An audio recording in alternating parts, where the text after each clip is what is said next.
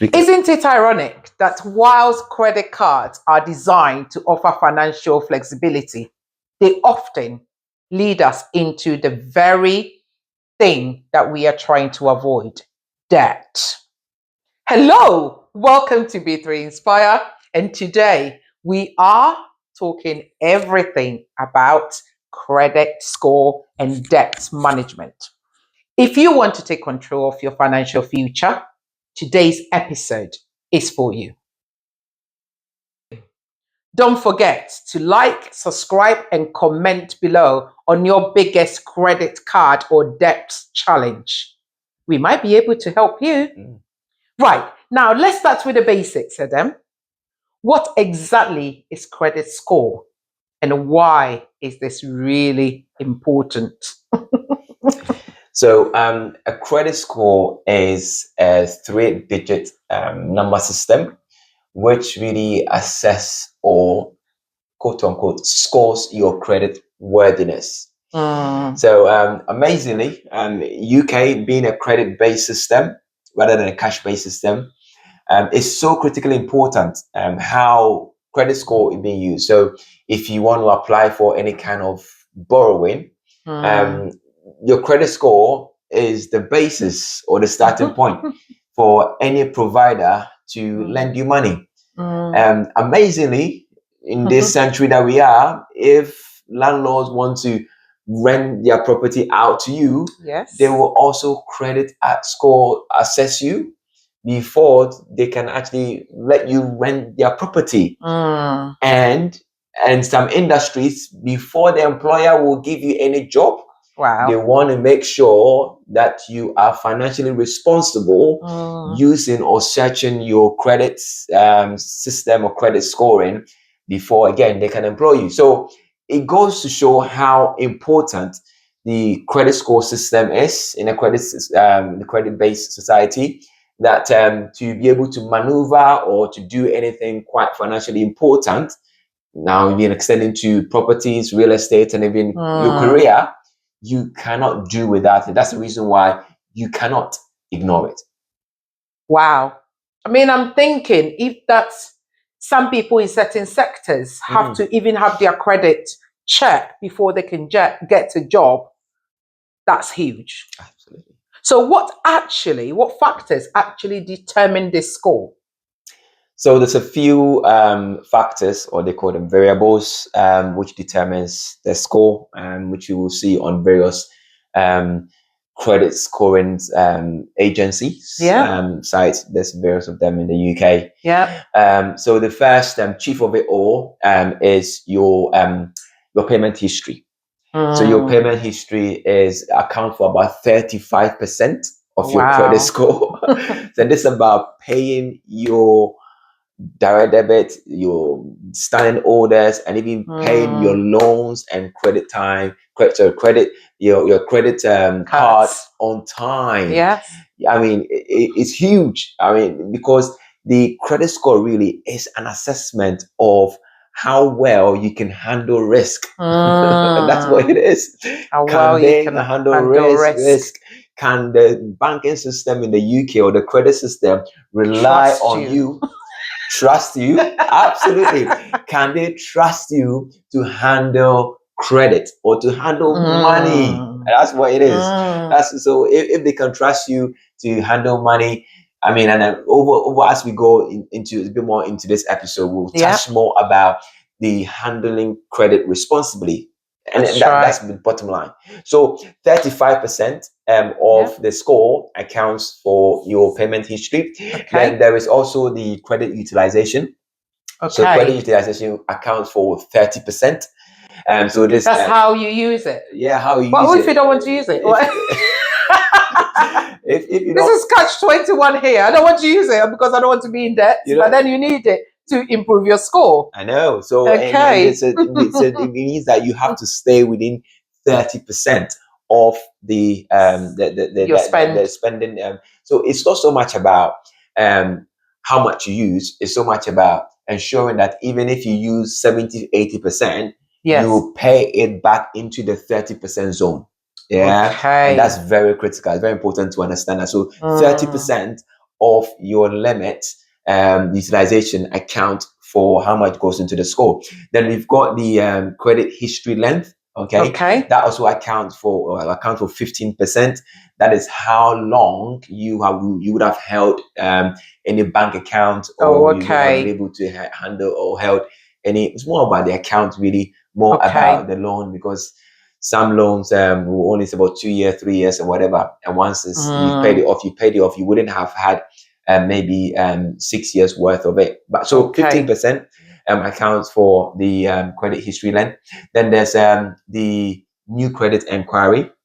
Also, that also accounts for 10% of the whole. What's that? Can you explain? Break that down for us? Yeah. So when I talk about the new credit inquiry, it's not so much about applying for the credit, but it's so much about sort of the searches that goes into it. So it start with the searches, but when you do the search, too many searches, and then it goes into too many applications for the loan within a short period of time. Normally within 30 days, if you do too many applications, it's not really good for your credit. I mean, it shows that you're probably desperate. You're desperate, and you need something. Again, so if you are doing too many applications, it signals to them that perhaps there's been quite a level of rejections for the application.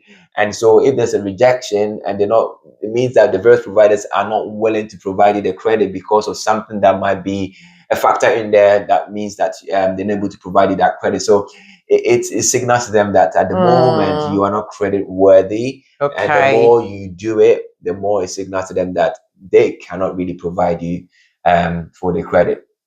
Amazing. And wow. Then, and then so the last element is about your credit mix. So which is about, say, how many loans. It's a mixture of loans and credit cards, overdrafts, within sort of your credit profile. And again, it's not so much about how many mix or how much of loan or mortgage or credit card or overdraft that you have, but how well you are managing them. How well you're managing them. That is interesting. The bottom line. Interesting. So what are some of the common misconceptions people have about credit scores?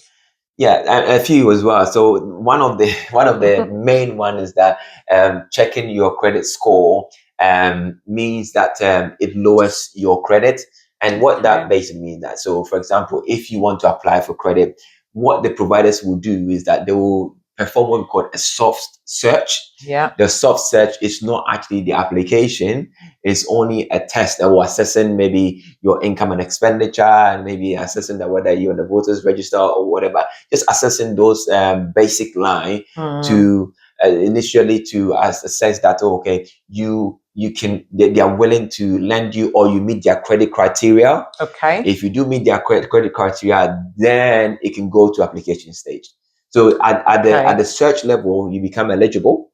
And after the eligibility, you go to application stage, whereby either by the system or sort of the automated system, or an underwriter will then pick the application up and do further assessment or review of the application.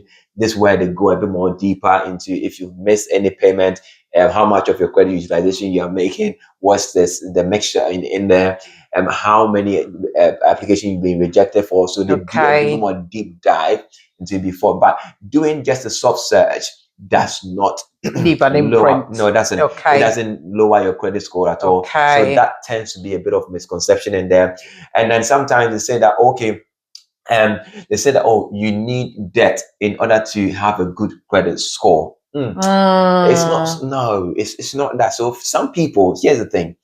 So when you are with a particular bank, you're in a particular bank, and you've never ever applied for any credit with any kind of provider before, and you want to apply for a loan, an overdraft with that bank, they always will look at how well you've managed your direct debits, how well you've managed your standing orders, how well you are utilizing your spending on your credit card, your income and expenditure.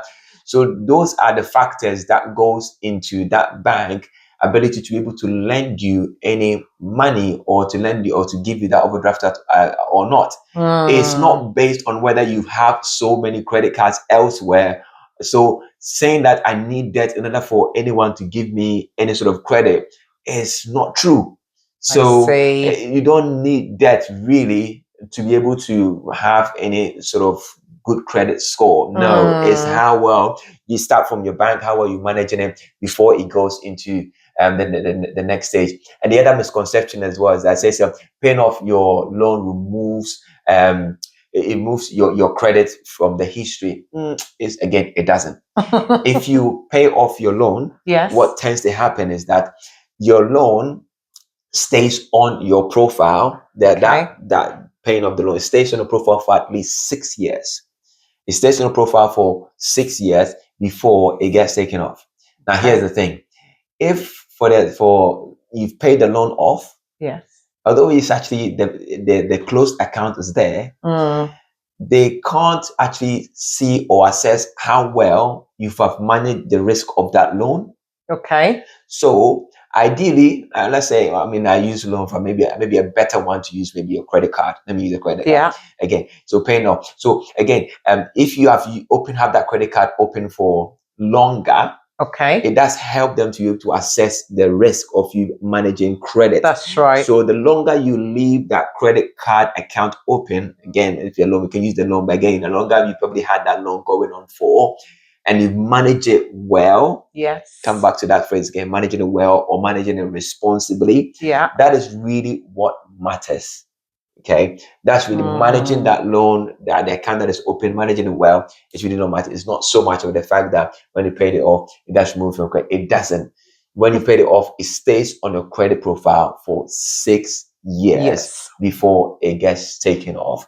So, when you paid it off and it's there, fine, let it be there. They will use it to be able to see what is there or what is not there, but it's not really a big factor.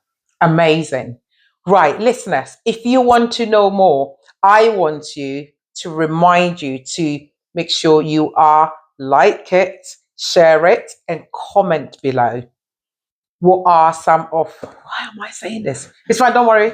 Okay, it's fine, end it. And then let's start. If you find this video helpful, reminding you to like it, share it with somebody who might need it, and don't forget to subscribe to B3 Inspire so you don't miss any of this incredible knowledge from the expert on building your financial success. Now, Adam, for those people who might be there thinking, oh gosh, okay, I didn't realize that this is so important and, I've messed up. What can they do to boost their score quickly? Is there hope? What can they do? Is there anything they can do? Yeah, so there's a few things that you can do.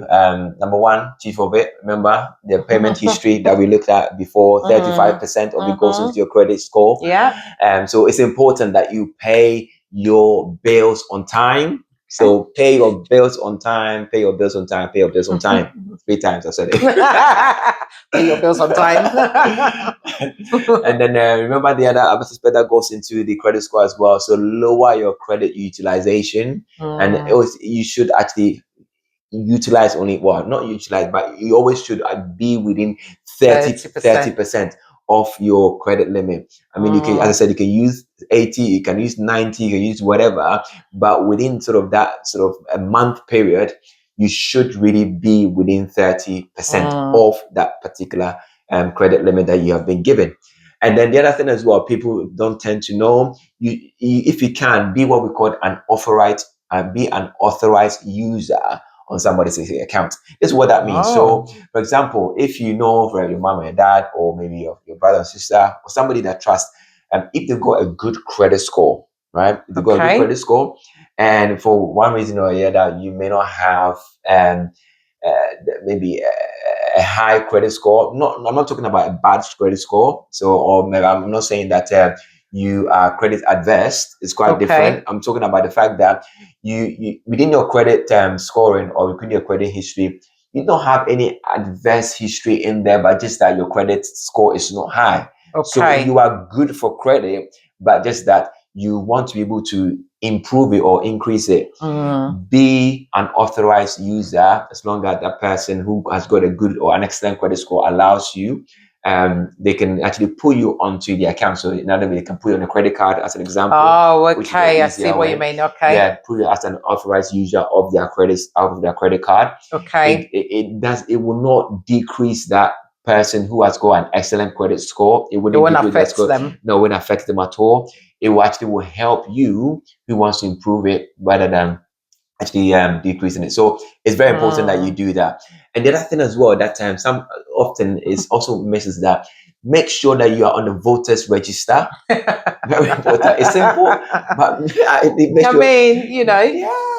I'm glad you're mentioning this because when I migrated from Ghana many years ago, Yeah. like I wouldn't really have known that being on the, you know, if I didn't have somebody here who was hand holding my hand, I wouldn't know. So it's really important. Absolutely important. To make sure it's simple, and it's probably one of the easiest win when it comes to improving it, how to boost your credit score. And how do you get onto it? It's just literally contacting the council, isn't it? Then that's all you need to do. That's all you need to do. You can go online, and there's a link on there. If you go on the council's website, you can actually put yourself and make sure that you go on there, and that's all there is. Easy win. Wow. And I've known people by just doing that, they got about 30% increase. Wow. Just by doing that. Wow. Within the next month, when that cycle refreshed, within a month time, they just got that boost. And it's amazing. So that's very important that you do that. The other thing as well that can actually help you is that if you would have registered with any credit score agency, and then you've realized any error on it, on your credit profile, just raise it with that credit agency, and then they will ensure that they correct it. So dispute any errors in your credit profile. Very important. Anything that doesn't make sense, for example, a missing address or an address should not live that, which might, or it will be marked as adverse. Because somebody stayed there and had a bad credit score and affected you, whatever. It just makes sure that you correct it. Sometimes you name a common one. They may not have the correct name for yourself. They have somebody else's name. Just submit an inquiry. Or date of birth sometimes. They're humans, you know. They can make mistakes. They can make mistakes. Yeah. And amazing. Another thing as well is that different is possible, and I've seen it. Different credit score agencies tends to have or hold different information about you, the individual. And what happens is that if, for example, you're going to apply for a mortgage with one bank A, that bank A might be using a different credit agency compared to bank B. Yes. And then what would happen is that those two agencies will have different scoring for yourself and different information for yourself. And even so what happens is that when you do apply for it, because they hold different information for you, you realize that the application sometimes will come back not in your favor because they hold different information for yourself because they're using different credit agencies. And is that something you can change? Yes, you can change that. Absolutely. So how do you go about it, changing that? So what happened, what I tend to say to clients is that instead of maybe registering with maybe individual credit agencies, one of the good ones that you can actually use is a platform called Check My File. Check My File brings the different credit agencies on one platform. So the different information that they hold for you you can see everything on one platform rather than registering with the different ones and then having different logins and paying for the different ones and all of that. And but have one in a central place. Just one in a central place. They can deal with any discrepancies or dispute in there for you and just make your life easy. So Check My File is a good one to use. And then also make sure that you limit your new credit application. Don't apply for too many credits or submit too many applications at the same time. If, for example, there has been a decline for 1 or 2 or 3, just leave it for a time. Let it follow for a time. And when I say time, normally 30 days, and then let the system refresh. and then you can reapply to different ones, and because sometimes the credit criteria for one a company or provider is different from the other one, so they might say no, but when you go to the fourth one, they'll say yes because you meet their credit eligibility criteria. So limit the applications that you submit within a short period of time, and then always make sure that you keep your old accounts open. Okay, very important. And as I said to you, that even if you're not using those accounts, but remember, they are assessing how well you have managed risk.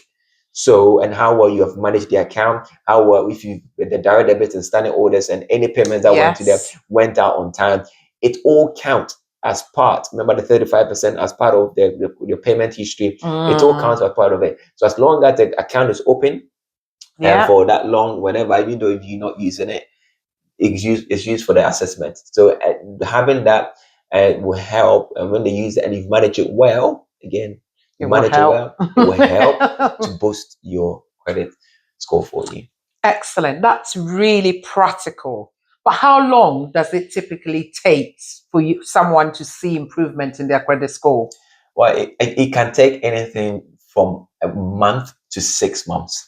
Okay. And I said to you, for example, the easier win of registering with the voters ID that I saw, and within the month, it just went up. It shot up within that when the cycle refreshed. It just shot up. Some could take 3 months, some could take 6 months, but it can take as short as a month. It all depends on sort of the changes that we have made, which would have needed to be taken effect on your profile. Excellent. Let's talk about debt. Many people struggle with credit card, like paying them off. What are the best way of trying to pay them off so they don't become an accrued debt? So the two most effective methods are what we call the debt snowball method, and also the debt avalanche method. These are the two most effective methods, really. So the snowball method means that you are paying the credit card or the loan, the smallest loan first. So pay the smallest loan or the smallest credit card, whichever your credit is. So pay that on first. It's good for motivation. I was just about to say, motivate you to do more. You paid it off, so you celebrate. After celebrating, you move on to the next one. So that's how the cycle works. Then the avalanche method is paying the credit card with the highest interest rate off first. It can be expensive at the beginning to basically pay that off, but in the long run, it saves you a lot of money. So those are, again, once you've paid that off, you move on to the next one, and so forth and so forth. So those are the two most effective methods to use. Which one would you recommend for beginners? I would say the snowball method.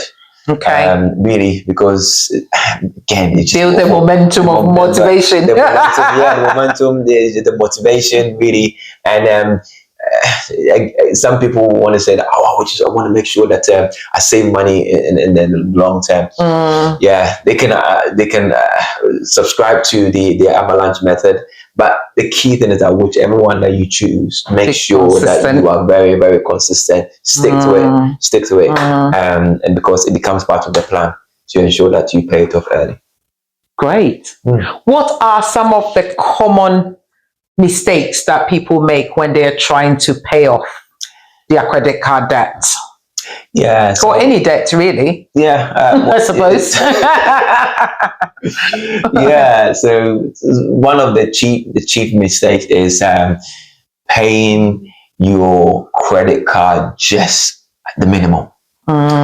So paying just the minimum really doesn't do any sort of justice or impact to the debt. The debt is still there. Just there. You're going around it. It's like the rock of Gibraltar. It doesn't move the debt. It just stays there. So but just paying off the minimum is just one of the chief mistakes that people make. Pay a bit extra, £5 extra, £10 extra. When you do that, it compounds over time, and you realize that by the time you realize, you are basically slashed months and years off the credits that you're trying to pay off. So very important. Avoid paying off. They're paying just a minimum. So yeah, it's very important. Okay. And the next one is that using the balance transfers, or using balance transfers without really having a plan.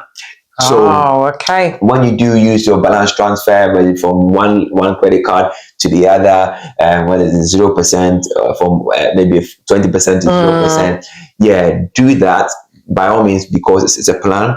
But when you do that, make sure that you have a reason and a plan to stick to it to the end. And not in a case of, okay, I've transferred the 20% credit card to a 20%, and then afterwards you then go and then get another credit card that you go paying 30% on it. So what will happen to the plan of transferring it so you could pay it off early? Yes. So if you do that incorrectly or not having a plan for it, again, it's a mistake that people make as well. And then the other mistake I've seen as well, that people taking out loans, so taking out more than one loan, really. So when they take too many loans out at a time, and again, when you do take too many loans out at a time, again, for not really having any sort of reason or plan, or just entering into sort of cycles of borrowing. Or sometimes maybe people think, maybe I'm going to take a loan to pay off the debt. Well, you can do that. So you can take off a loan. I mean, again, it has to be a very low sort of loan, interest rate loan, to pay off a high interest loan. Yeah. So the interest has to work. Interest has to work. So it can make sense. So you're probably borrowing like for like. Yes. You're not sort of borrowing 55,000 to pay off 2,000 worth of debt, because then you've got 3,000 debt. See, so that means that you end up in a cycle of debt. That's right. And again, you do that, and when you're doing that, just start again doesn't make sense, because when you enter into that cycle without a plan, it's like you just borrowing for borrowing's sake. You are not really taking out the loan for the reason why it should really be taken out for. Yes. But you end up with more debt, which doesn't really add up. Amazing. Thank you. Statistics from the Money Supermarket shows that in January 2025, UK consumers borrowed an additional £1.1 billion on credit cards. The highest monthly increase since November 2023. I think this goes to show how many households are relying on credit cards. I mean, there's inflation, things have become very expensive. So you can see why people are relying on this. Now, it can be the biggest financial struggle for many people. What's the best way for people to get out of this for good? Stop using credit cards. Yeah, I think. But life happens sometimes. It does. People find themselves in a situation where they've got to use it. It's not that That's true. Maybe they're not just using it for holidays; they're using it for the basic essentials. Then what could they do? What's the best way to help them get out of it for good? You have to be in the mind frame and decide that you are going to stop using the credit card. So it's a process.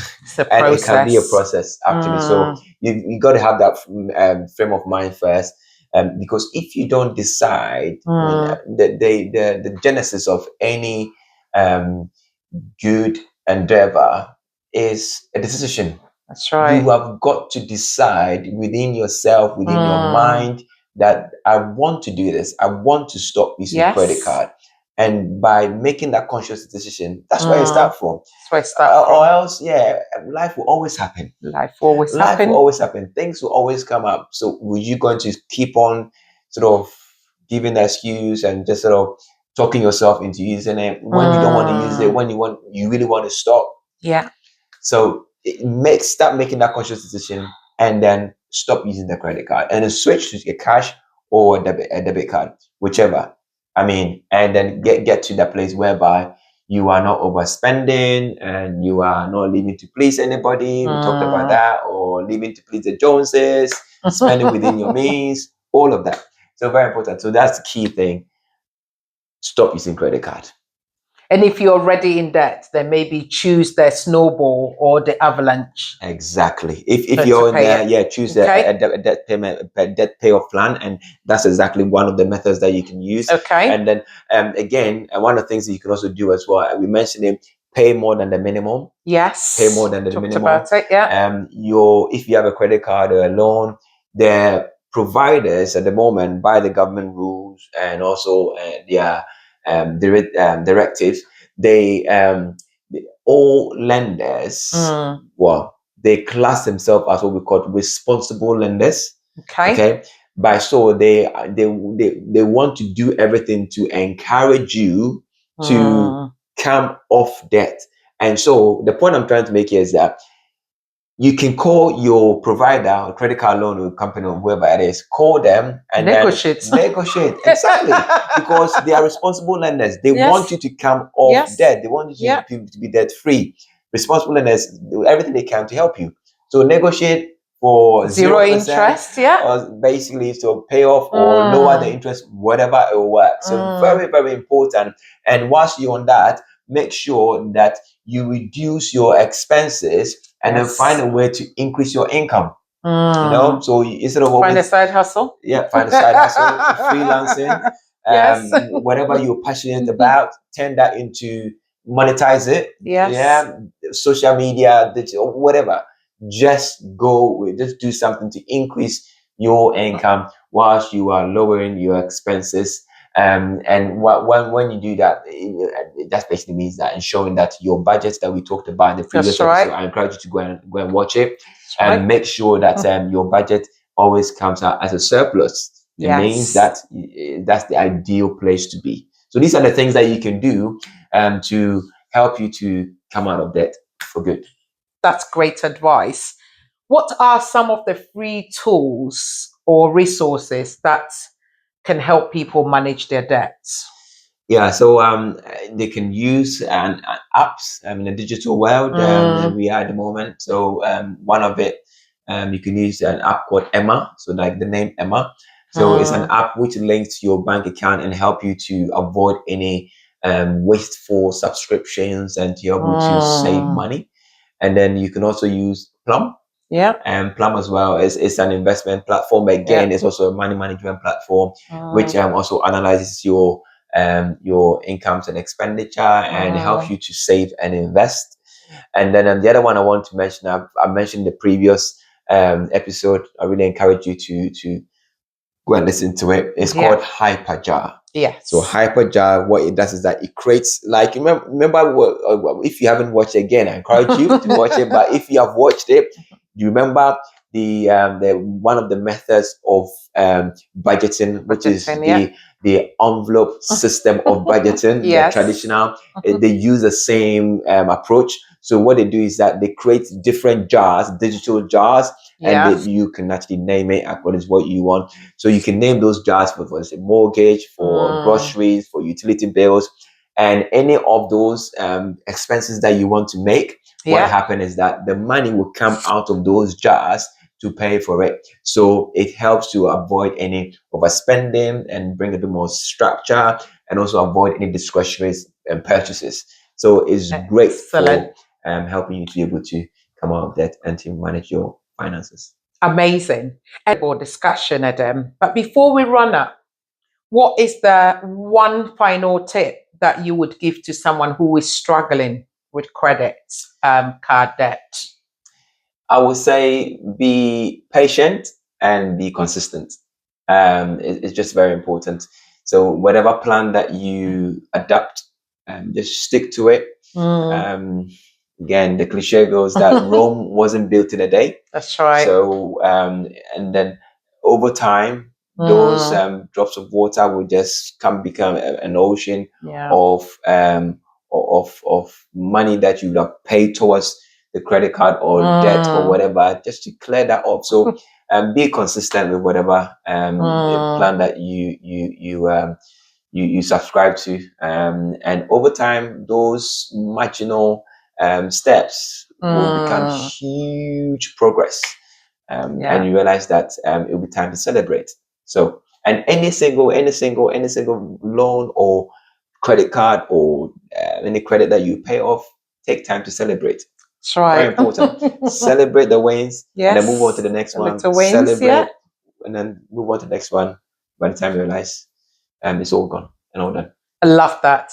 To recap today's episode, just remember your credit score impacts on loans, rentals, and more. Sometimes actually even employment. Yeah. So do take care of it. The snowball and the avalanche are great for paying off those credit card debt, Right.